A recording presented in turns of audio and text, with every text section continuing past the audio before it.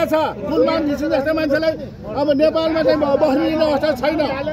अर्को कुरा भन्नुहोस् काठमाडौँको मेयर बालनलाई कति तर्पाइराख्नु भएको छ। बालनलाई जनताबाट निर्वाचित बालनले कुनै काम गर्न दिनु भएको छ। त्यसकारण बालन जस्ता राम्रो मान्छे कुलमान घिसिङ जस्तो मान्छेलाई यस्ता केपी ओली यस्ता लेख्दालाई मन पराउँदैन।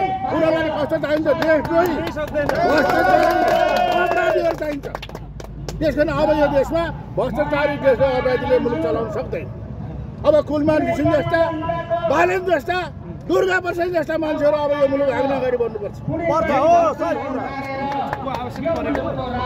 ए बाबा मैले तपाईँलाई फेरि पनि भने करिब एमसिसी मार्फत नेपाल अमेरिकाको विदेश भइसकेको छ।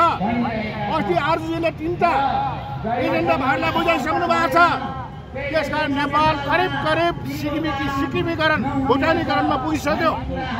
त्यसकारण देश जोगाउनको लागि कुनै पनि शक्ति राष्ट्रसँग कुनै पनि अप्ठ्यारो परिस्थितिमा पनि नडग्ने नबिग्ने भनेको नेपालमा हामीले देखेको एउटा राज संस्था मात्रै हो।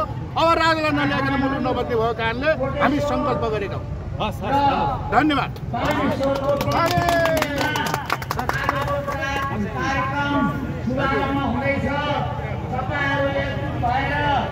एकदम धैर्यपूर्वक जुलुसमा सहभागी भएर यो राज संस्था स्थापित गर्नका निम्ति हिन्दू राष्ट्र कायम गर्नका निम्ति तपाईँहरू आज एकजुट भएर सडकमा आउनुपर्ने अवस्था आएको छ।